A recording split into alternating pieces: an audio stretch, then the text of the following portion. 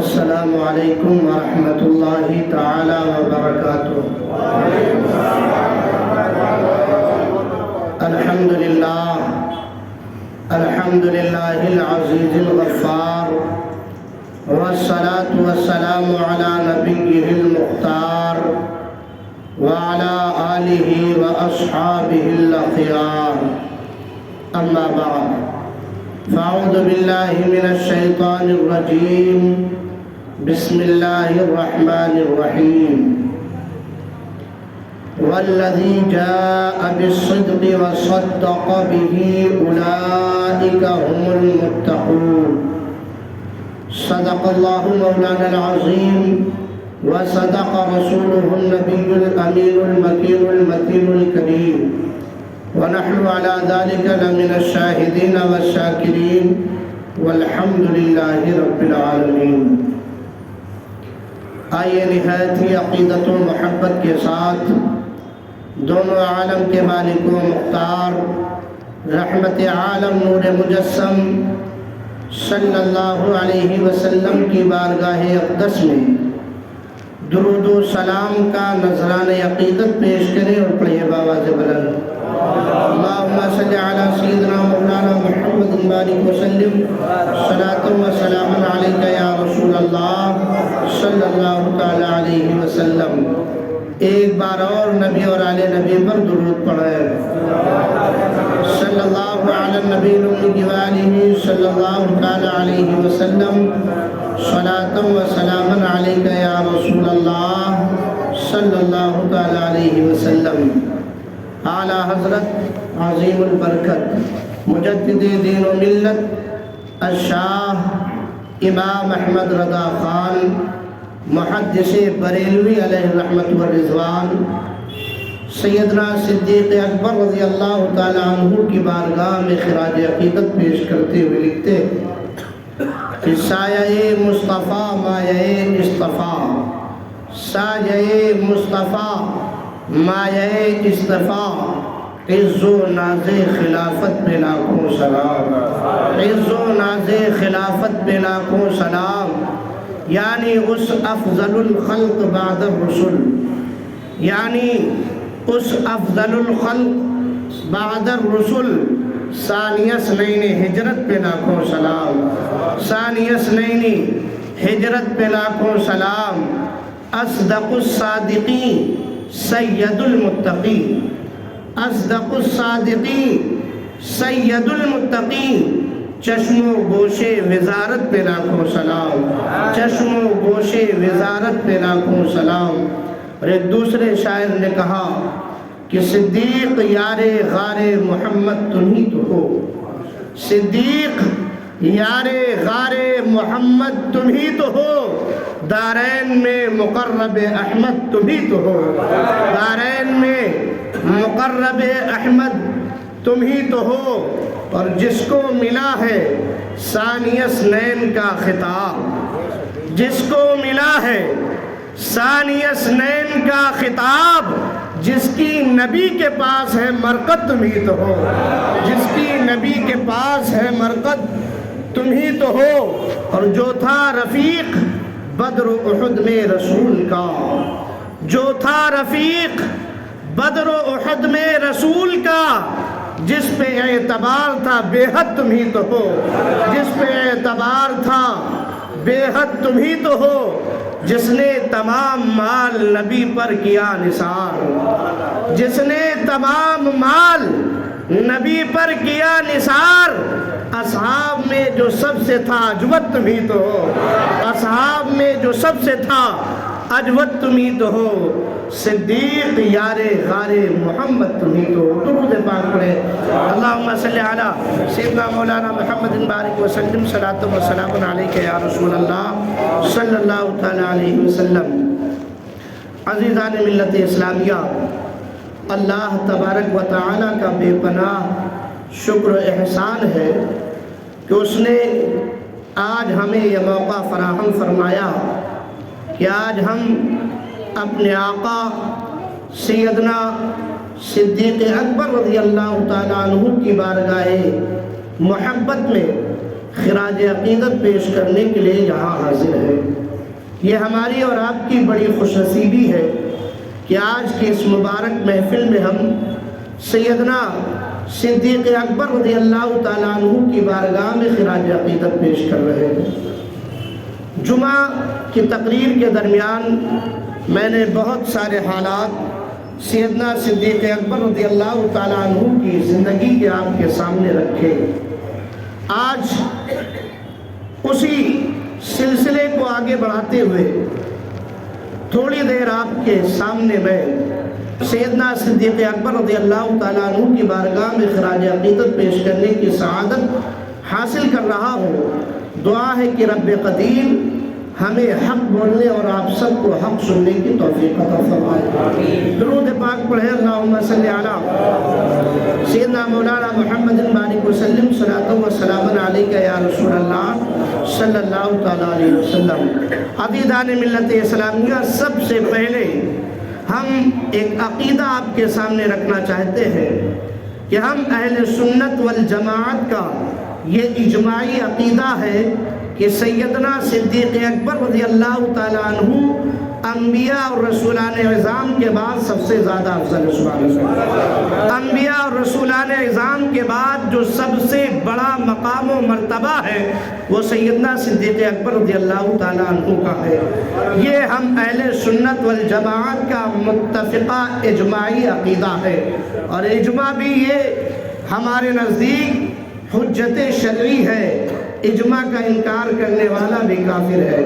عزیزان ملت اسلامیہ، سیدنا صدیق اکبر رضی اللہ تعالیٰ عنہ کی افضلیت کی تائید اس بات سے بھی ہوتی ہے کہ بخاری شریف کے اندر حدیث پاک ہے، سیدنا عبداللہ ابن عمر رضی اللہ تعالیٰ عنہ کہتے ہیں کہ ہم آقا کریم صلی اللہ علیہ وسلم کے زمانے میں بھی اور آقا کریم صلی اللہ علیہ وسلم کے زمانے کے بعد، وصال ظاہری کے بعد، ہم صحابہ کرام سب سے زیادہ افضل سیدنا ابو بکر صدیق کو ہی سمجھتے تھے۔ سبحان اللہ۔ عزیزان ملت اسلامیہ، ایک دوسری روایت ہے، حضرت مولا علی رضی اللہ تعالیٰ عنہ سے ان کے بیٹے حضرت محمد ابن حنفیہ نے سوال کیا، ابو جان ذرا یہ بتائیں کہ آقا کریم صلی اللہ علیہ وسلم کی ذات اور آقا کریم صلی اللہ علیہ وسلم کے کمالات کے بعد سب سے زیادہ افضلیت کون رکھتا ہے؟ تو حضرت مولا علی رضی اللہ تعالیٰ عنہ فرماتے ہیں، سنو، ہم میں آقا کریم صلی اللہ علیہ وسلم کے بعد سب سے زیادہ جو افضلیت کا مقام رکھتے ہیں وہ سیدنا صدیق اکبر ہے۔ عزیزان ملت اسلامیہ، اور ایک حدیث پاک اور سنیں، خود دونوں عالم کے مالک و مختار صلی اللہ تعالیٰ علیہ وسلم نے ارشاد فرمایا، اس سے زیادہ، بخاری شریف کے اندر یہ حدیث پاک ہے، اس سے زیادہ افضلیت کی واضح دلیل اور کون ہو سکتی ہے؟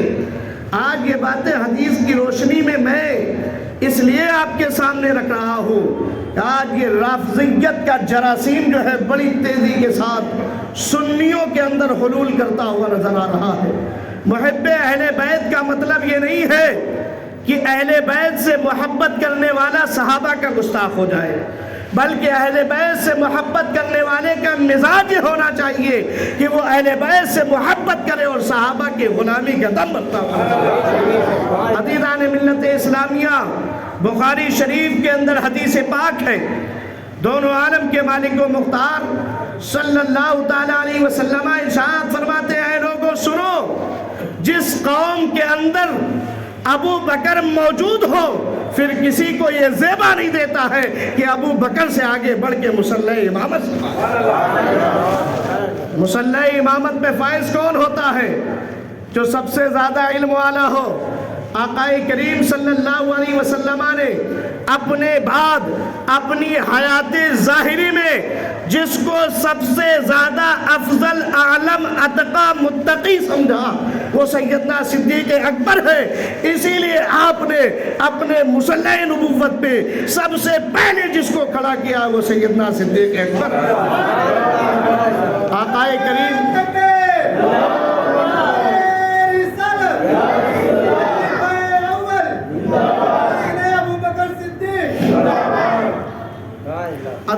ملت اسلامیہ، جب آقا کریم صلی اللہ علیہ وسلم کے وصال فرمانے کا وقت قریب ہوا، آپ مرض الوفات میں آپ جب بستر نبوت پہ آرام فرما تھے، آپ کے اندر اس وقت جسم کے اندر ظاہری توانائی کمزور ہوتی ہوئی نظر آئی۔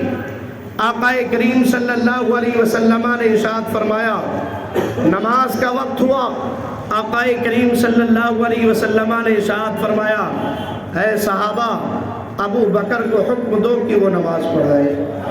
عزیزان ملت اسلامیہ، یہ حضور نبی اکرم صلی اللہ علیہ وسلم کے زمانے کے آخری جو ایام تھے، 2-3 دن آخری تھے، ان کی بات ہے۔ عزیزان ملت اسلامیہ، یہیں سے اشارہ ملتا ہے کہ اپنا نائب اور اپنا خلیفہ خود مصطفیٰ نے ابو بکر کو چنا تھا۔ سبحان اللہ، خود میرے آقا نے اپنے بعد اپنا جانشین، اپنا خلیفہ اور اپنا نائب وہ سیدنا ابو بکر صدیق رضی اللہ تعالیٰ عنہ کو چنا تھا۔ آقا کریم صلی اللہ علیہ وسلم نے ارشاد فرمایا، ابو بکر کو کہو کہ وہ نماز پڑھائے۔ جب حضرت ابو بکر رضی اللہ تعالیٰ عنہ کو مصلی نبوت پر فائز ہونے کا حکم دیا گیا، سیدنا عائشہ رضی اللہ تعالیٰ عنہ آقا کریم صلی اللہ علیہ وسلم کی بارگاہ میں عرض گزار ہوتی ہے کہ اے دونوں عالم کے مالک و مختار صلی اللہ علیہ وسلم، میرے والد گرامی بڑے رقیق القلب ہے، بہت نرم دل ہے، آپ کو مصلی امامت پہ نہ دیکھیں گے وہ برداشت نہیں کر پائیں گے، آپ کو مصلی امامت پر نہ دیکھ کے وہ بے قرار ہو جائیں گے، ان کا دل بہت نرم ہے، وہ برداشت نہ کر پائیں گے۔ یا رسول اللہ، میرے والد گرامی کی جگہ پر حضرت عمر فاروق رضی اللہ تعالیٰ عنہ کو آپ امام بنا دیجئے، آپ ان کو حکم فرمائیے کہ وہ نماز پڑھائے۔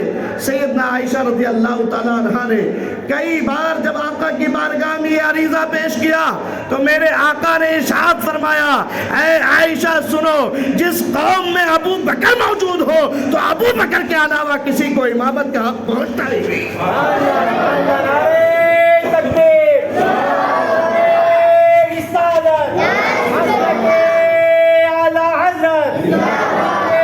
ابو بکر صدیق رضی اللہ تعالیٰ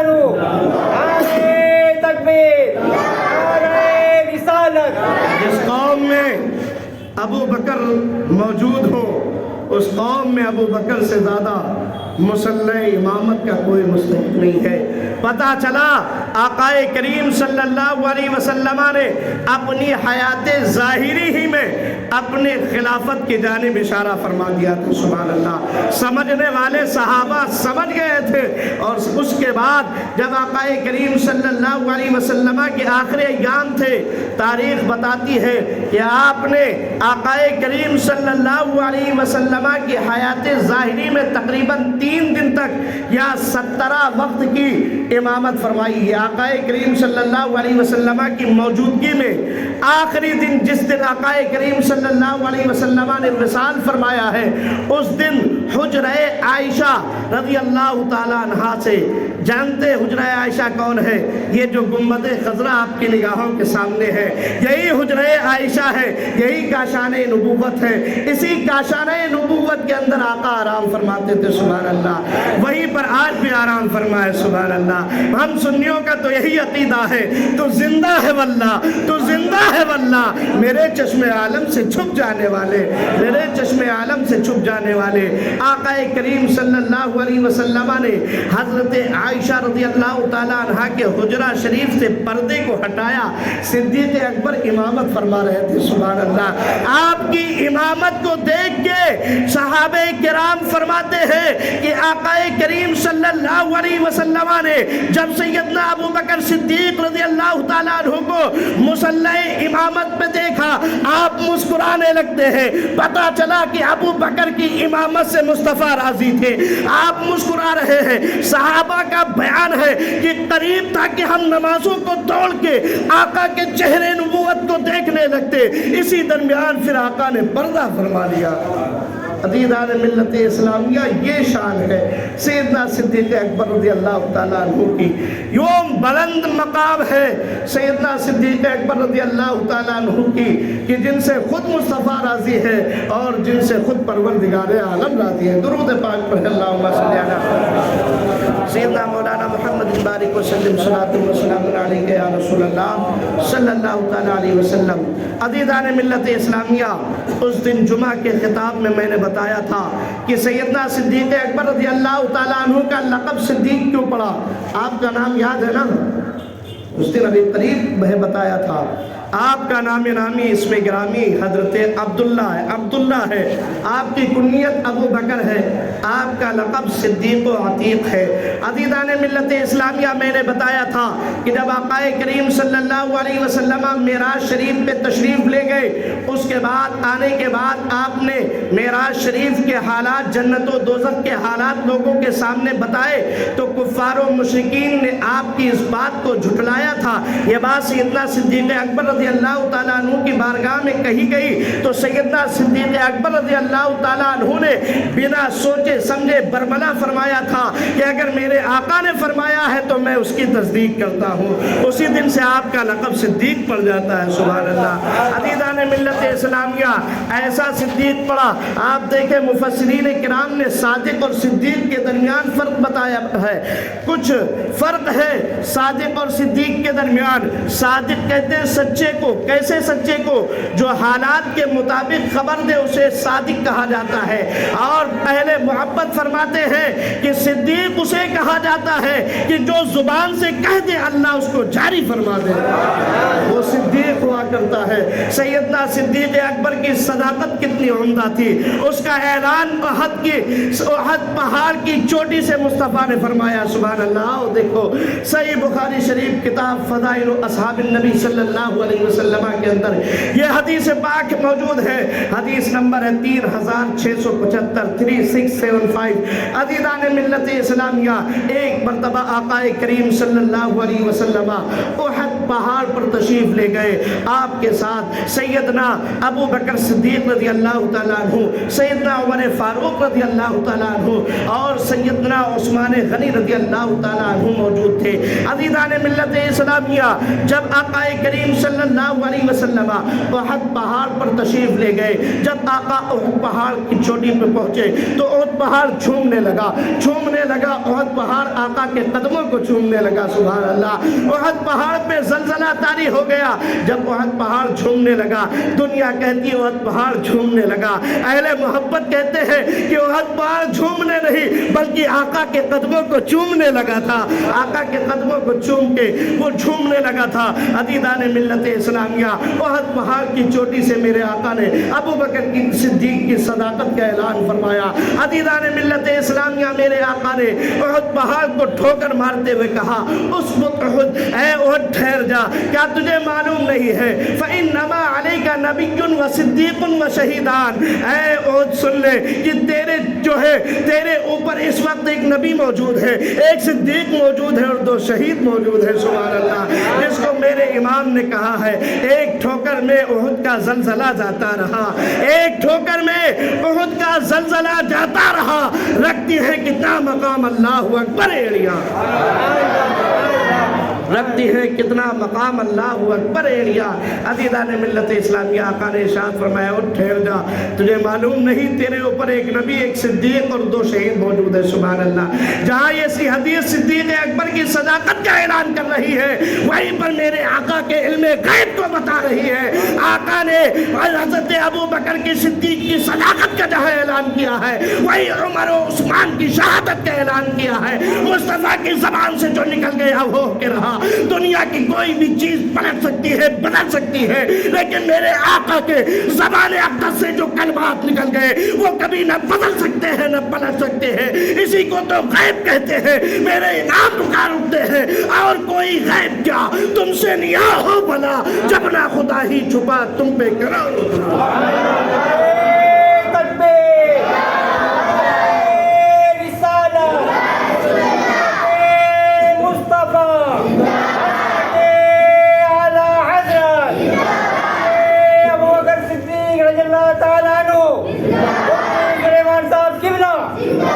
اور کوئی غیب کیا تم سے نہا ہو بھلا، جب نہ خدا ہی چھپا تم پہ کروڑوں درود۔ سیدنا صدیق اکبر رضی اللہ تعالیٰ عنہ موجود تھے، ان کی صداقت کا اعلان فرمایا، ساتھ ہی عمر فاروق اور عثمان غنی کی شہادت کا اعلان فرمایا۔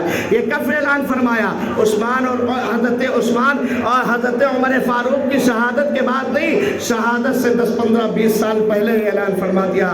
پتہ چلا مصطفیٰ کی نگاہیں ان کی شہادت کو دیکھ رہی تھی، اور کوئی غیب کیا تم سے نہا ہو بھلا، جب نہ خدا ہی چھپا تم پہ کروڑوں درود۔ تو میں عرض یہ کر رہا تھا، صدیق اکبر کی صداقت کا اعلان احد کی پہاڑ کی چوٹی سے ہو رہا ہے، اور اعلان کرنے والے کون ہیں؟ دونوں عالم کے مالک و مختار ہے، سبحان اللہ۔ اس صدیق کی عظمت کا اندازہ کیسے لگایا جا سکتا ہے؟ اس صدیق کی عظمت و بلندی کا کیا کہنا، سبحان اللہ، جس کو مصطفیٰ نے خود پیار کیا ہو، جس سے پروردگار عالم راضی ہو، جس سے دونوں عالم کا مالک و مختار راضی ہو، اور جس کی امامت میں سارے صحابہ راضی ہو۔ عزیزان ملت اسلامیہ، یہی وجہ ہے کہ جب آقا کریم صلی اللہ علیہ وسلم نے وصال ظاہری فرمایا تو بغیر کسی اختلاف کے سارے صحابہ نے حضرت ابوبکر صدیق کے ہاتھ میں بیعت کر لی، اور صدیق اکبر رضی اللہ تعالیٰ عنہ کو خلیفۃ المسلمین، امام المسلمین تسلیم کر لیا، سبحان اللہ۔ ارے اس صدیق کی عظمت کا عالم کیا ہوگا، سبحان اللہ، جس صدیق کے بارے میں آقا یہ ارشاد فرماتے ہوئے نظر آتے ہو۔ صحابہ نے کہا یا رسول اللہ، آپ مالک و مختار ہیں، آپ کی حکومت دنیا میں بھی ہے، آپ کی حکومت آسمان میں بھی ہے، یا رسول اللہ جس پہ یہ حکومت ہوتی ہے اس کے وزیر بھی ہوا کرتے ہیں، آپ کے دنیا میں وزیر کون ہے، آسمان میں وزیر کون ہے؟ ترمذی شریف کے اندر یہ روایت موجود ہے۔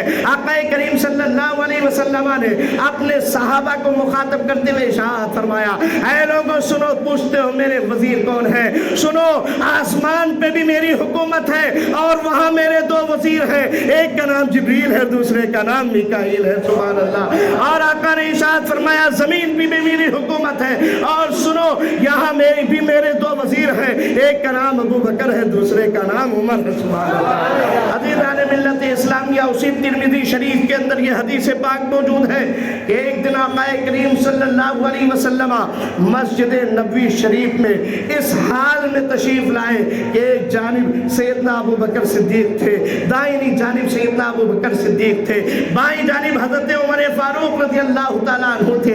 کیا منظر رہا ہوگا، سبحان اللہ، سوچو تو آنکھوں میں آنسو آتے ہیں اور دل کو ایک دم روشنی جلا ملتی ہے کہ سبحان اللہ کیا منظر۔ ذرا تصور کی دنیا میں آئے اور دیکھیں کہ کیا منظر رہا ہوگا کہ بیچ میں دونوں عالم کا مالک و مختار ہے، ایک جانب سیدنا ابو بکر صدیق ہے، دوسری جانب حضرت عمر فاروق رضی اللہ تعالیٰ عنہ ہے۔ آقا کریم صلی اللہ علیہ وسلم اپنے دونوں وزیروں کے ساتھ اس شان نبوت کے ساتھ مسجد نبوی میں تشریف لاتے ہیں۔ صحابہ کرام نے یہ منظر ملاحظہ کیا کہ سیدنا صدیق اکبر اور سیدنا عمر فاروق رضی اللہ تعالیٰ عنہ کے بیچ میں آقا تشریف لائے، اور تشریف لانے کے بعد میرے آقا نے صحابہ کرام کے درمیان یہ اعلان فرمایا، ایک طرف سیدنا ابو بکر کا ہاتھ پکڑا، دوسری جانب سیدنا عمر فاروق رضی اللہ تعالیٰ عنہ کا ہاتھ پکڑا، فضاؤں میں بلند کرنے کے بعد میرے آقا نے ارشاد فرمایا، اے لوگوں آج تم دنیا میں اس طرح دیکھ رہے ہو،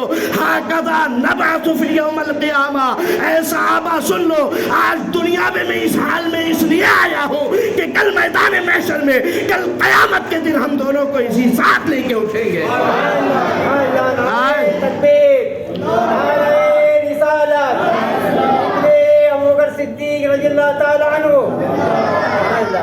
آقا نے ارشاد فرمایا ہاکذا نبعث یوم القیامہ، اے صحابہ یہ منظر دیکھ لو، یاد رکھنا، اپنے نگاہوں میں اس منظر کو بسا لو، کل میدان محشر میں، کل قیامت کے دن بھی ہم اسی طرح ساتھ ساتھ آئیں گے، سبحان اللہ۔ عزیزان ملت اسلامیہ، اس صدیق کی عظمت کا اندازہ کیسے لگایا جا سکتا ہے؟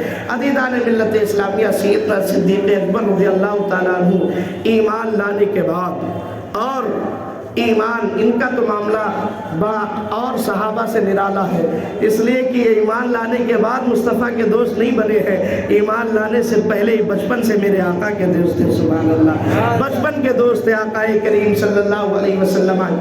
ایمان لانے کے بعد میرے آقا کریم صلی اللہ علیہ وسلم پر سیدنا ابو بکر صدیق رضی اللہ تعالیٰ عنہ نے سب کچھ قربان کر دیا۔ آپ کے ایمان لانے کا واقعہ دو روایتوں میں ملتا ہے۔ ہمارے منصور بھائی کو یہ واقعہ جو ہے بہت پسند ہے۔ اس طرح انہوں نے ہمیں ایک دن اشارہ کیا تھا کہ جب آپ سیدنا ابو بکر صدیق رضی اللہ تعالیٰ عنہ کے اوپر تقریر کریں تو وہ شام والا واقعہ ضرور بتا دینا۔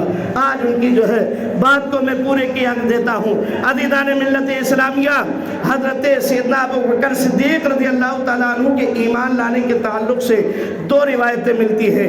ایک روایت تو یہ ہے کہ جیسے ہی آقا کریم صلی اللہ علیہ وسلم نے اعلان نبوت فرمایا، سیدنا صدیق اکبر رضی اللہ تعالیٰ عنہ کو کچھ جانچنے پرکھنے کی ضرورت نہیں تھی، اس لیے کہ آپ کی امانت، صداقت اور آپ کے اخلاق اور آپ کے عادات کریمانہ سے پہلے ہی سیدنا صدیق اکبر رضی اللہ تعالیٰ عنہ واقف تھے۔ اس لیے جیسے ہی آقا نے اعلان نبوت فرمایا، فوراً صدیق اکبر رضی اللہ تعالیٰ عنہ کلمہ پڑھ کے مسلمان ہو جاتے ہیں۔ سبحان اللہ۔ دوسرا واقعہ جس کو صاحب نزہۃ المجالس نے نزہۃ المجالس کے اندر لکھا ہے، امام زرقانی نے مواہب لدنیہ کے اندر لکھا ہے، امام محب طبری نے ریاض النظرہ کے اندر لکھا ہے کہ آپ حضرت سیدنا ابو بکر صدیق رضی اللہ تعالیٰ عنہ ملک شام تجارت کے سلسلے میں گئے ہوئے تھے۔ وہاں آپ نے ایک جگہ قیام کیا، رات کو آپ سوئے ہوئے تھے، آپ نے خواب دیکھا۔ رات کو جب آپ نے خواب دیکھا، صبح بیدار ہوئے، خواب کی تعبیر پوچھنے کے لیے راہب کے پاس گئے۔ راہب کون ہوتا ہے؟ جس طرح مسلمانوں میں علماء دین مفتیان نظام ہوتے ہیں، اسی طرح یہودی عیسائیوں میں جو ہوتے ہیں راہب ہوا کرتے تھے، جو توریت اور زبور اور توریت و انجیل وغیرہ کا علم رکھنے والے لوگوں کو راہب کہا جاتا ہے۔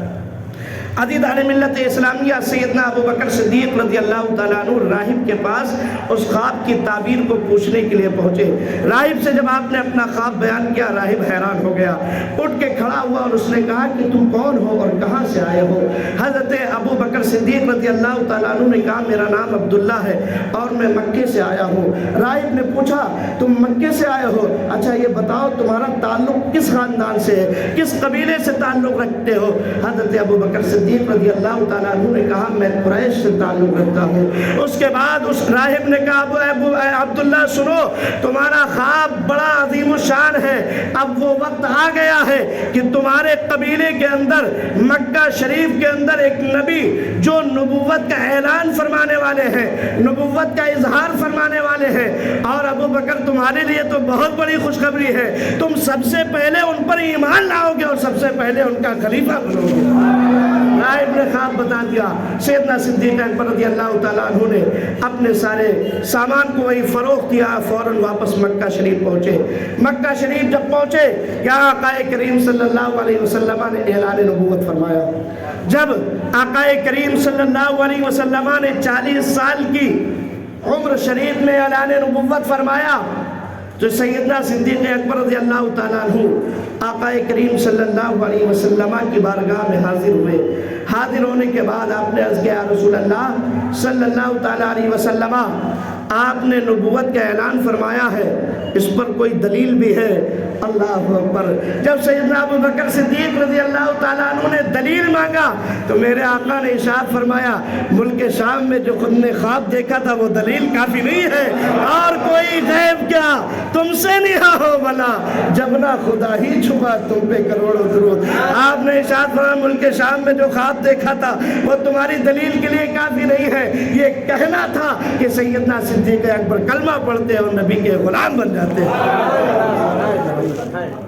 درود نعرہ تکبیر، نعرہ رسالت، حضرت اعلیٰ حضرت سیرت مصطفیٰ، علماء سنت، ذکر صدیق اکبر، نعرہ تکبیر، نعرہ رسالت۔ عزیزان ملت اسلامیہ، ایمان لانے کے بعد جس وفاداری کا ثبوت سیدنا صدیق اکبر رضی اللہ تعالیٰ عنہ نے پیش کیا ہے، رہتی دنیا اس کی نہ مثال ملتی ہے اور نہ ملے گی، اس لیے کہ صدیق اکبر جیسا کوئی نہیں۔ سبحان اللہ۔ صدیق اکبر کی افضلیت کا کیا معاملہ، سبحان اللہ۔ صدیق اکبر کی عظمتوں پہ قربان جاؤ۔ سیدنا صدیق اکبر رضی اللہ تعالیٰ عنہ ایمان لائے ہیں تو خود اپنے آپ کو آقا کے قدموں میں قربان کر دیا ہے، جان بھی کی باسی بھی لگا دی ہے۔ غار کا واقعہ آپ کو بتایا تھا کہ سانپ کو کٹوانا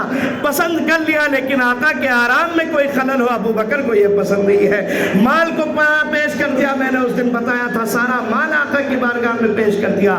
عزیزان ملت اسلامیہ، جب بھی موقع آیا ہے اسلام پر سب سے زیادہ بڑھ چڑھ کے جو قربانی پیش کی ہے وہ سیدنا ابو بکر صدیق رضی اللہ تعالیٰ عنہ کی ذات ہے۔ اسی وجہ سے تو میرے آقا نے اعلان فرمایا تھا کہ اسلام میں اور مسلمانوں میں سب سے زیادہ جس کے مال اور صحبت نے مجھے فائدہ پہنچایا وہ ابو بکر ہے، سبحان اللہ۔ آپ نے ارشاد فرمایا تھا جس نے بھی میرے اوپر احسان کیا ہے، مجھ پر احسان کیا ہے، میں نے ان سب کے احسان کے بدلہ کو چکا دیا ہے سوائے صدیق اکبر کے احسان کے، اس لیے کہ صدیق اکبر کے احسان کا بدلہ کل قیامت کے دن پروردگار عالم چکائے گا۔ عزیزان ملت اسلامیہ، جب بھی موقع آیا ہے سیدنا صدیق اکبر رضی اللہ تعالیٰ عنہ اس معاملے میں، اس سب میں، قربانی کے معاملے میں، مال کو پیش کرنے کے معاملے میں سب سے آگے نظر آئے ہیں۔ آپ کو معلوم ہونا چاہیے حضرت مولانا جلال الدین حضرت مولانا روم علیہ الرحمٰن نے لکھا ہے کہ جب آقا کریم صلی اللہ علیہ وسلم کی بارگاہ میں یہ خبر پہنچی کہ آپ کا ایک چہیتا غلام ہے جسے دنیا بلال کہتی ہے، سبحان اللہ، آپ کی بارگاہ میں یہ خبر پہنچی کہ بلال کلمہ پڑھ کے مسلمان ہو چکے ہیں، اسلام لانے کے، اسلام کو قبول کر لینے کی وجہ سے، مسلمان ہو جانے کی بنیاد پر ان کا جو آقا امیہ بن خلف ہے وہ انہیں بڑا ستا رہا ہے، بہت تکلیفیں دے رہا ہے، بہت مارتا پیٹتا ہے، اور جو ہے انہیں کھانا وغیرہ بھی نہیں دیتا ہے۔ جب آقا کریم صلی اللہ علیہ وسلم کی بارگاہ میں یہ خبر پہنچائی گئی، آقا کریم صلی اللہ علیہ وسلم کے نبوت والی آنکھوں سے آنسو جاری ہو جاتے ہیں۔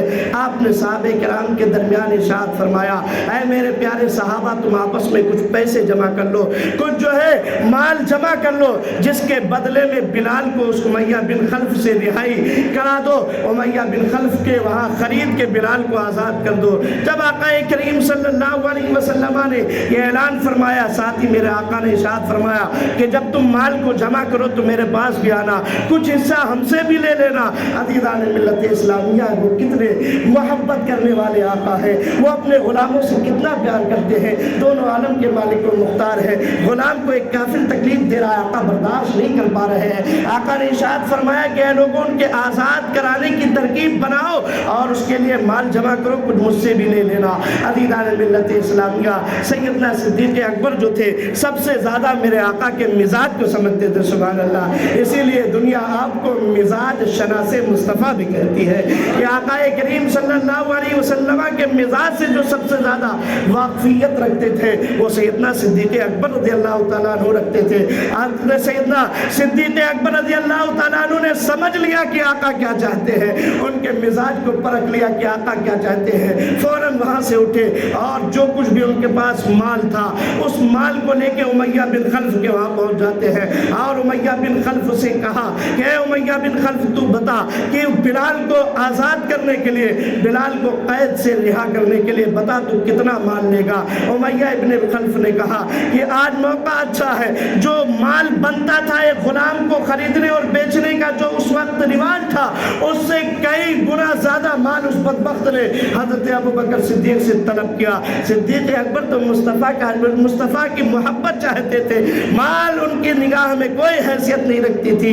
عزیزان ملت اسلامیہ، اسی لیے جتنا امیہ بن خلف نے مانگا سیدنا ابو بکر صدیق رضی اللہ تعالیٰ عنہ نے وہ سارا مال امیہ بن خلف کو دے کے حضرت بلال کو خریدا اور خریدتے ہی فوراً آزاد کر دیا، سبحان اللہ۔ یہ خبر جب آقا کریم صلی اللہ علیہ وسلم کے پاس پہنچی، حضرت بلال جو ہے آزاد ہو کے، اب قیدی نہیں بلکہ آزاد ہو کے آقا کے غلامی میں جب پہنچے، ساتھ ہی سیدنا صدیق اکبر رضی اللہ تعالیٰ عنہ بھی پہنچے۔ صحابہ نے بتایا یا رسول اللہ، ابو بکر صدیق رضی اللہ تعالیٰ عنہ نے اکیلے ہی بلال کو خرید کے آزاد کر دیا ہے۔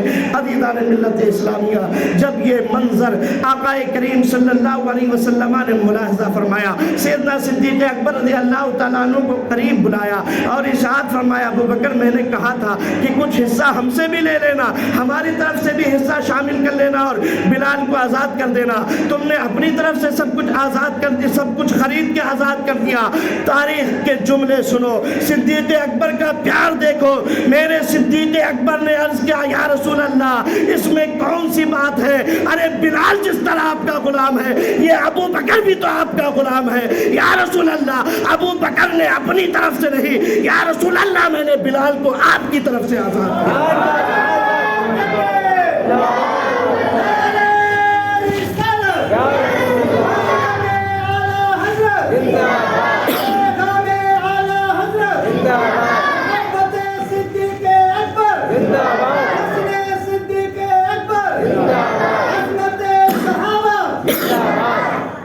آپ نے عرض کیا یا رسول اللہ صلی اللہ علیہ وسلم جس طرح بلال آپ کا غلام ہے یا ابو بکر بھی آپ کا غلام ہے۔ یا رسول اللہ میں نے اپنی طرف سے نہیں آپ کی طرف سے آزاد کیا۔ سبحان اللہ۔ تو یہ سیدنا صدیق اکبر رضی اللہ تعالیٰ عنہ کے ساتھ تھی۔ آپ کی زندگی کے جس پہلو کو دیکھو گے سیدنا صدیق اکبر افضلیت کے مقام پر نظر آئیں گے۔ اسی لیے آج بھی اور قیامت تک کے خطبہ میں، جمعہ کے دن خطبہ سنتے ہیں آپ نا، ہر جمعہ کو ہم لوگ کیا پڑھتے ہیں؟ خصوصاً علی افضل البشر بعد الانبیاء بالتحقیق، یہ اپنا عقیدہ بیان کرتے ہیں۔ سبحان اللہ کہ اے لوگوں سنو، افضل البشر یعنی تمام انسانوں میں انبیاء اور رسولان اعظام کے بعد جو سب سے زیادہ عظمت کا حامل ہے، جو سب سے زیادہ افضلیت کا حامل ہے، جو سب سے زیادہ بلند مقام رکھنے والا ہے وہ ابو بکر صدیق رضی اللہ تعالیٰ عنہ ہے۔ عزیزان ملت اسلامیہ، سیدنا صدیق اکبر رضی اللہ تعالیٰ عنہ کی ذات کو جس پہلو سے، ذات کی جس پہلو سے دیکھو گے، جس اینگل سے دیکھو گے، سیدنا صدیق اکبر رضی اللہ تعالیٰ عنہ کی ذات ممتاز نظر آئے گی۔ چاہے وہ دین کی خدمت کرنے کا معاملہ ہو، چاہے وہ آقا پہ جانثاری کا معاملہ ہو، چاہے وہ بدر و احد اور حنین کی جانثاری کا معاملہ ہو، سیدنا صدیق اکبر رضی اللہ تعالیٰ عنہ کی ذات ممتاز نظر آتی ہے۔ آقا کریم صلی اللہ علیہ وسلم کے بعد جب آپ خلافت کے منصب پر فائز ہوئے وہاں آپ کی خلافت بھی ممتاز نظر آتی ہے، اس لیے کہ آپ کا آقا کریم صلی اللہ علیہ وسلم کے وصال ظاہری کے بعد کچھ مال کے چہیتوں نے، مال سے محبت رکھنے والوں نے زکوٰۃ دینے سے انکار کر دیا تھا۔ اس وقت سیدنا صدیق اکبر کے تیور دیکھتے آپ چلان میں آ گئے تھے۔ آپ نے ارشاد فرمایا تھا کہ رسول اللہ کے زمانے میں جو لوگ زکوٰۃ دیتے تھے، یہاں تک کہ اگر کوئی رسی بھی زکوٰۃ دیتا تھا، اگر دینے سے انکار کر دیا میں اس کی گردن کو اڑا دوں گا، میں اس کو قتل کروں گا۔ حضرت عمر فاروق رضی اللہ تعالیٰ عنہ جو جری اور بہادر سمجھے جاتے تھے، اس وقت آپ حضرت ابو بکر کی بارگاہ میں عرض کرتے ہیں کہ اے خلیفۃ المسلمین، اے امیر المومنین، ذرا نرمی سے کام لیجئے، ابھی آقا کریم صلی اللہ علیہ وسلم کا غم لوگ برداشت نہیں کر پائے ہیں، ذرا نرمی سے کام لیجئے۔ تو سیدنا صدیق اکبر نے حضرت عمر فاروق کو جلال میں مخاطب کرتے ہوئے ارشاد فرمایا تھا، عمر کیا معاملہ ہے؟ کیا تم بزدل ہو گئے ہو؟ اسلام کو قبول کرنے کے بعد انسان بزدل نہیں، دلیر ہو جاتا ہے۔ اگر آج ان زکوٰۃ والوں کو چھوڑ دیا گیا تو کل اسلام کے اندر نہ جانے کیا کیا تخریق جو ہے، تخریق کاری پیدا ہو جائے گی۔ ہر کوئی آج ان لوگوں نے زکوٰۃ سے انکار کیا ہے، کل لوگ نماز سے انکار کر بیٹھیں گے، اسلام کا مذاق بن جائے گا۔ اس لیے عمر سن لو، میں کسی کو چھوڑنے والا نہیں ہوں، جو زکوٰۃ سے انکار کرے گا میں اس کی گردن کو مار دوں گا۔ یہ صدیق اکبر کی جسارت و شجاعت تھی۔ عزیزان ملت اسلامیہ، حضرت مولا علی رضی اللہ تعالیٰ عنہ سے کسی نے پوچھا تھا کہ اے مولا علی رضی اللہ تعالیٰ عنہ، آپ کے تعلق سے لوگ کہتے ہیں آپ بہت بہادر ہیں، لیکن آپ کی نظر میں سب سے زیادہ بہادر کون ہے؟ تو سیدنا مولا علی کہتے ہیں لوگوں سنو، میری نگاہوں میں سب سے زیادہ جو بہادر ہے وہ سیدنا ابو بکر صدیق رضی اللہ تعالیٰ عنہ ہے۔ کہتے ہیں لوگوں سنو، بدر میں ایک ایسا مقام آیا تھا کہ جس وقت جہاں کھڑے ہونے پہ سارے صحابہ ڈر رہے تھے تو سینہ تان کے ابو بکر وہاں کھڑے ہوئے نظر آئے تھے۔ عزیزان ملت اسلامیہ، آج دیکھیں سیدنا صدیق اکبر رضی اللہ تعالیٰ عنہ نے جسارت و بہادری میں بھی وہ مثال قائم کی ہے جس کی کوئی مثال نہیں ملتی ہے۔ آپ خدمت خلق کے تعلق سے ملاحظہ فرمائیں کہ سیدنا صدیق اکبر رضی اللہ تعالیٰ عنہ جب خلافت کے منصب پر فائز ہوئے ہیں تو جہاں آپ امامت و خلافت کے فرائض انجام دیتے تھے وہیں اپنی رعایا کی خدمت کرتے ہوئے بھی نظر آتے تھے۔ ایک مدینے میں ایک عورت تھی، بے سہارا اپاہج تھی، جس کے گھر میں کوئی سہارا دینے والا نہیں تھا، جس کے گھر کا کام سیدنا ابو بکر صدیق کرتے تھے۔ سبحان اللہ، سوچو نبی کا جو دوست ہو، جس کی افضلیت کا اتنا بڑا مقام ہو، جو اتنی افضلیت کا حامل ہو کہ کہ آج ہم دعا کرتے ہیں اللہ ہمیں گناہوں کو معاف فرما دے، اے اللہ ہم کو جنت میں جگہ عطا فرما دے، ہم جنت کو دروازوں میں سے کسی دروازے میں گھس جائے داخل ہو جائیں گے ہماری سعادت ہوگی۔ لیکن قربان جاؤ عظمت صدیق اکبر پر کہ جنت کا ہر دروازہ پکار رہا ہوگا، ابو بکر ادھر آؤ اور ہمیں نواز دو۔ عزیزان ملت اسلامیہ، جس کی عظمت کا عالم یہ ہوگا وہ سیدنا صدیق اکبر خلافت کے منصب پر فائز ہونے کے بعد مدینہ منورہ کی اس بوڑھی اپاہج عورت کے گھر پہنچتے ہیں، اس کے گھر کا سارا سامان جو ہے صاف کرتے ہیں اور اس کو کھانا بنا کے دیتے ہیں، اس کی ساری خدمت کرتے ہیں۔ عزیزان ملت اسلامیہ، یہ آقا کریم صلی اللہ علیہ وسلم کے زمانے سے ان کا معمول چلا تھا، لیکن جب آپ خلافت کے منصب پر فائز ہوئے تو سیدنا عمر فاروق رضی اللہ تعالیٰ عنہ نے سوچا کہ اب تو ابو بکر صدیق رضی اللہ تعالیٰ عنہ خلیفۃ المسلمین بن گئے ہیں، ان کے ذمے خلافت کے بھی کام ہے، ان کے ذمے امامت کا بھی ذمہ داری ہے، چلو اب کام وہ میں کر لیتا ہوں۔ چنانچہ سیدنا عمر فاروق رضی اللہ تعالیٰ عنہ ایک دن اس عورت کے گھر اس عورت کے کام کرنے کے لیے پہنچتے ہیں تو کیا منظر دیکھتے ہیں کہ ان سے پہلے وہاں سیدنا ابو بکر صدیق پہنچ کے اس عورت کے گھر کا برتن دھل رہے تھے۔ اللہ اکبر! جب سیدنا عمر فاروق رضی اللہ تعالیٰ عنہ نے اس منظر کو دیکھا تو قریب بڑھے اور کہا، اے ابو بکر صدیق رضی اللہ تعالیٰ عنہ، اب آپ امیر المسلمین ہیں، آپ خلیفۃ المسلمین ہیں، اب آپ اس کام کو چھوڑیے، یہ ذمہ داری ہمیں دے دیجئے، آپ خلافت کے کام سنبھالیے، میں خدمت کا کام انجام دیتا ہوں۔ تو سیدنا صدیق اکبر نے کہا تھا، اے عمر سنو، سید القوم خادمہم، جو قوم کا سردار بنتا ہے وہ قوم کا خادم بن جاتا ہے، اس لیے میں اس کام کو بھی انجام دوں گا اور اس کام کو بھی انجام دوں گا۔ عزیزان ملت اسلامیہ، یہ ذات ہے ہمارے سیدنا صدیق اکبر رضی اللہ تعالیٰ عنہ کی۔ درود پاک پڑھے، ایک بات کہہ کے اپنے گفتگو ختم کر دو۔ اللہم صلی علی سیدنا مولانا محمد بارک وسلم، صلاۃ و سلام علیک یا رسول اللہ صلی اللہ تعالیٰ علیہ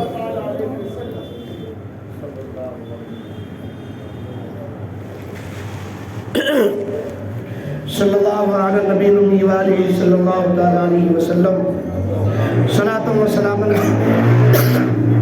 علیک یا رسول اللہ صلی اللہ تعالیٰ علیہ وسلم۔ عزیزان ملت اسلامیہ، جو صدیق اکبر کسی حال میں مصطفیٰ سے جدا ہونا نہیں چاہتے تو اللہ تبارک و تعالیٰ بھی یہ نہیں چاہتا کہ جو میرے محبوب سے اتنا پیار کرتا اسے جدا کر دیا جائے۔ اسی لیے سیدنا صدیق اکبر مکہ میں بھی مصطفیٰ کے ساتھ نظر آتے ہیں، مدینے میں بھی مصطفیٰ کے ساتھ نظر آتے ہیں، جنگ کا میدان ہو وہاں بھی ساتھ نظر آتے ہیں، سفر کا معاملہ ہو وہاں بھی نظر آتے ہیں، حتیٰ کہ آخری آرام گاہ میں بھی آقا کے ساتھ نظر آتے ہیں۔ عزیزان ملت اسلامیہ، پروردگار عالم نے خود یہ مقام عطا فرمایا ہے سیدنا ابو بکر صدیق رضی اللہ تعالیٰ عنہ کو کہ جو میرے نبی سے اتنا پیار کرتا اسے کبھی جدا نہیں کیا جا سکتا۔ عزیزان ملت اسلامیہ، نزہۃ المجالس کے اندر اور علامہ فخر الدین رازی رحمۃ اللہ علیہ نے اپنی کتاب تفسیر کبیر کے جلد اول کے اندر لکھا ہے کہ ایک دن آقا کریم صلی اللہ تعالیٰ علیہ وسلم نے سیدنا ابو بکر صدیق رضی اللہ تعالیٰ عنہ کو بلایا اور ایک انگوٹھی ان کے حوالے کیا اور کہا کہ اس پہ نقاش کے پاس چلے جاؤ، اس پہ لا الہ الا اللہ لکھوا کے لے کے آؤ۔ عزیزان ملت اسلامیہ، سیدنا ابو بکر صدیق رضی اللہ تعالیٰ عنہ اس انگوٹھی کو لے کے گئے نقاش کے پاس، جو تو اس کے اوپر انگوٹھی وغیرہ میں جو نقش و نگار بناتے اس کے پاس لے کے حاضر ہوئے۔ ابو بکر صدیق رضی اللہ تعالیٰ عنہ نے نقاش سے کہا کہ اس پہ لا الہ الا اللہ محمد رسول اللہ لکھ دو، کہتے سبحان اللہ۔ آقا نے فرمایا تھا اس پہ لا الہ الا اللہ لکھوا لاؤ۔ ابو بکر صدیق رضی اللہ تعالیٰ عنہ پہنچے، نقاش کو کہا کہ اس پہ محمد رسول اللہ لکھ دو۔ آقا کریم صلی اللہ علیہ وسلم کا وہ چہیتا عاشق کبھی یہ نہیں چاہتا تھا کہ اللہ کے نام کے ساتھ مصطفیٰ کا نام جدا ہو جائے، اس لیے لا الہ الا اللہ محمد رسول اللہ لکھوایا اور اس کے بعد جو ہے اس انگوٹھی کو لے کے آقا کریم صلی اللہ علیہ وسلم کی بارگاہ میں پیش کیا۔ آقا کریم صلی اللہ علیہ وسلم نے جب اس انگوٹھی کو ملاحظہ فرمایا تو آقا نے ارشاد فرمایا کہ ابو بکر اس میں ذاتی کیسی؟ حضرت حضرت ابو بکر نے عرض کیا یا رسول اللہ کیسی ذات تھی؟ آقا نے ارشاد فرمایا میں نے کہا تھا لا الہ الا اللہ اس پہ لکھوانا نا، تم نے اس میں زیادہ کیوں لکھوا دیا؟ تو حضرت ابو بکر صدیق رضی اللہ تعالیٰ عنہ کہتے یا رسول اللہ میرے دل نے یہ گوارا نہ کیا کہ جہاں اللہ کا نام ہو وہاں آپ کا نام نہ ہو، اس لیے میں نے لا الہ الا اللہ کے ساتھ محمد رسول اللہ بھی لکھوا لیا۔ آقا نے ارشاد فرمایا ٹھیک ہے محمد رسول اللہ لکھوایا، تو اپنا نام کیوں اس کے اندر ابو بکر نے صدیق کیوں لکھوا کے لے کے آئے ہو؟ حضرت ابو بکر نے کہا یا رسول اللہ صلی اللہ تعالیٰ علیہ وسلم میں نے اپنا نام تو نہیں لکھوایا ہے۔ حضرت ابو بکر خود حیران تھے کہ اس انگوٹھی پہ صرف لا الہ الا اللہ محمد رسول اللہ کو لکھنے کے لیے کہا تھا، لیکن اب انگوٹھی پہ لا الہ الا اللہ محمد رسول اللہ کے ساتھ ابو بکر صدیق کا نام بھی لکھا ہوا ہے۔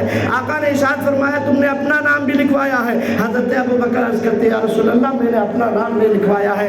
اسی درمیان سیدنا جبریل امین حاضر ہوتے ہیں اور حاضر ہونے کے بعد عرض کرتے ہیں یا رسول اللہ ابو بکر نے اپنا نام نہیں لکھوایا ہے بلکہ اللہ کی مرضی سے میں نے خود ابو بکر کا نام انگوٹھی پہ لکھ دیا ہے۔ نعرے تکبیر، نعرے رسالت، مسلک اعلی حضرت صدیق اکبر، نعرے تکبیر، یا رسول اللہ میں نے اللہ کی مرضی سے ابو بکر کا نام لکھ دیا ہے۔ کہا معاملہ کیا ہے؟ کہا ابو بکر کو یہ گوارا نہیں کہ اللہ کے ساتھ رسول اللہ کا نام نہ لکھا جائے، تو پروردگار عالم کو یہ گوارا نہیں کہ جہاں میرے محبوب کا نام ہو وہاں ابو بکر کا نام نہ ہو، اس لیے ابو بکر کا بھی نام لکھ دیا گیا ہے۔ عزیزان ملت اسلامیہ یہ محبت یہ چاہت ہے، پروردگار عالم کی بارگاہ سے رضامندی کا سرٹیفکیٹ حاصل تھا۔ عزیزان ملت اسلامیہ اسی وجہ سے ساری زندگی آپ کے ساتھ میں رہے، اور جب آپ کے وصال کا وقت قریب آیا تو آپ نے صحابہ کرام کے درمیان یہ وصیت فرمائی کہ اے لوگوں سنو، جب میرا انتقال ہو جائے میرے جنازے کو وہی ہاتھ نہلائیں گے جنہوں نے آقا کو نہلایا تھا۔ سبحان اللہ، آقا کو کس نے غسل دیا تھا؟ سیدنا مولا علی رضی اللہ تعالیٰ عنہ نے۔ آپ نے وصیت کی میرے جنازے کو مجھ کو جو غسل دیا جائے گا میرے جنازے کو وہ سیدنا علی رضی اللہ تعالیٰ عنہ دیں گے۔ عزیزان ملت اسلامیہ اس کے بعد آپ نے فرمایا جب میرا جنازہ تیار ہو جائے نماز جنازہ پڑھ لی جائے، اس کے بعد میرے جنازے کو آقا کریم صلی اللہ علیہ وسلم کے روضے کے سامنے رکھ دینا اور یہ گزارش کرنا کہ یا رسول اللہ آپ کا محبوب آپ کا غلام آپ کے قدموں میں رہنا چاہتا ہے، اگر اندر سے اجازت آ جائے گی تو مجھے اسی روضے کے اندر آقا کے قدموں میں دفن کر دینا، اگر اجازت نہیں ملی تو مسلمانوں کے قبرستان جنت البقیع میں ہمیں دفن کر دیا جائے۔ عزیزان ملت اسلامیہ وصیت کے مطابق جب آپ کا انتقال ہوا آپ کو حضرت مولا علی رضی اللہ تعالیٰ عنہ نے غسل دیا، اور جو ہے اس کے بعد جب جنازہ تیار ہوا تو حضرت عمر فاروق رضی اللہ تعالیٰ عنہ نے آپ کی نماز جنازہ پڑھائی، اور اس کے بعد جنازے کو آقا کریم صلی اللہ علیہ وسلم کے روضہ اطہر کے سامنے رکھ دیا گیا، اور وہی وصیت کے مطابق اجازت طلب کی گئی کہ یا رسول اللہ آپ کا غلام آپ کے قدموں میں دفن ہونا چاہتا ہے۔ عزیزان ملت اسلامیہ جیسے ہی یہ عریضہ آقا کی بارگاہ میں پیش کیا گیا اندر سے آواز آتی ہے ادخل الحبیب الی الحبیب کہ غلام کو ایک محب کو محبوب کے پاس حاضر ہو جانے دو۔ اس کے بعد جب آقا کریم صلی اللہ علیہ وسلم کی بارگاہ سے اجازت مل گئی تو پھر سیدنا صدیق اکبر رضی اللہ تعالیٰ عنہ کو آقا کے قدموں میں دفن کر دیا گیا۔ آج بھی سبحان اللہ اسی شان صدیقی کے ساتھ آقا کے قدموں میں آرام فرما ہے جس شان صدیقی کے ساتھ صحابہ کرام کے درمیان رونق افروز ہوا کرتے تھے۔ عزیزان ملت اسلامیہ یہاں ایک عقیدے کی بات بتا دو کہ آج اہل سنت والجماعت کے اندر یہ رافضیت کا معاملہ بڑی تیزی کے ساتھ بڑھ رہا ہے۔ اہل بیت کی محبت کے نام پہ لوگوں کو گمراہ کیا جا رہا ہے۔ الحمدللہ ہم سنیوں سے زیادہ اہل بیت سے محبت کون کرے گا؟ ہمارے امام نے تو یہی ہمیں سکھایا ہے کہ اہل سنت کا ہے بیڑا پار اصحاب حضور، کہنا سبحان اللہ، اہل سنت کا ہے بیڑا پار اصحاب حضور، نجم ہے اور ناؤ ہے اطاعت رسول اللہ۔ اللہ کی۔ عزیزان ملت اسلامیہ، اہل بیت سے محبت یہ ہمارے ایمان کا حصہ ہے، اہل بیت سے محبت کرنا یہ ہمارے ایمان کا جز ہے، لیکن ساتھ ہی ساتھ صحابہ سے محبت کرنا یہ ہمارے ایمان کی بھی پہچان ہے، اس لیے کہ ہم اہل بیت سے محبت کرنے والے ہیں، صحابہ کے قدموں میں اپنی جان کو قربان کر دینے والے اور صحابہ کے غلامی کو اپنے لیے باعث فخر سمجھنے والے ہیں۔ عزیزان ملت اسلامیہ، کتنے گندے ہیں وہ لوگ جس کی عظمت کے بارے میں مصطفیٰ خود فرما رہے ہو، اس کی عظمت کا انکار کرتے ہوئے شان ابو بکر صدیق رضی اللہ تعالیٰ عنہ کی شان میں لوگ گستاخیاں کرتے ہوئے نظر آتے ہیں۔ اللہ اکبر، ابو بکر صدیق رضی اللہ تعالیٰ عنہ کی شان میں گندے اور بھدے قسم کے الفاظ کا استعمال کرتے ہوئے نظر آتے ہیں۔ عزیزان ملت اسلامیہ، بلکہ بعض بدبخت ایسے بھی ہیں رافضی جو معاذ اللہ صد معاذ اللہ، آپ بھی کہیں معاذ اللہ، ابو بکر صدیق رضی اللہ تعالیٰ عنہ کو جہنمی کہتے، اللہ اکبر، معاذ اللہ ثم معاذ اللہ، 100 بار معاذ اللہ۔ عزیزان ملت اسلامیہ، ان بدبختوں سے میں ایک سوال کرنا چاہتا ہوں کہ ابو بکر صدیق رضی اللہ تعالیٰ عنہ آج کہاں آرام فرما ہے؟ آقا کریم صلی اللہ علیہ وسلم کے قدموں میں آرام فرما ہے۔ ان بدبختوں کا یہ عقیدہ ہے کہ جو کربلا شریف کی سرزمین پر حضرت امام حسین رضی اللہ تعالیٰ عنہ کے قبر کے احاطے میں جو بھی دفن کر دیا جائے وہ جنتی ہے، امام حسین کی برکت سے وہ جنتی ہوگا۔ سبحان اللہ، امام حسین کے احاطے میں جو دفن کیا جائے وہ جنتی ہے، تو امام حسین کے نانا کے قدموں میں جو دفن کیا جائے ہم اہل سنت کے نزدیک وہ جنتی ہی نہیں بلکہ جنتیوں کا سردار۔ نعرہ تکبیر، نعرہ رسالت، حضرت اعلی حضرت حضرت مصطفیٰ صدیق اکبر۔ تو اس عقیدے کو مضبوطی سے تھامے رہنا کہ اہل بیت سے بھی بے پناہ محبت کرنا اور صحابہ کے غلامی کا دامن آپ کے ہاتھ سے نہیں چھوٹنا چاہیے۔ اہل بیت سے محبت کرنا یہ ایمان کو جلا دیتا ہے، صحابہ سے محبت کرنا ایمان میں تازگی اور قوت عطا فرماتا ہے۔ دعا ہے کہ رب قدیر ہم سب کو عقیدہ اہل سنت کے مطابق زندگی گزارنے کی توفیق عطا فرمائے۔ پہچان کے لیے جو اس زمانے میں مسلک اعلیٰ حضرت ہے، اسی مسلک کی اتباع اور پیروی کرتے ہوئے ہم سب کو زندگی اور موت عطا فرمائے۔ صحابہ کرام سے بے پناہ محبت کرنے کی توفیق عطا فرمائے۔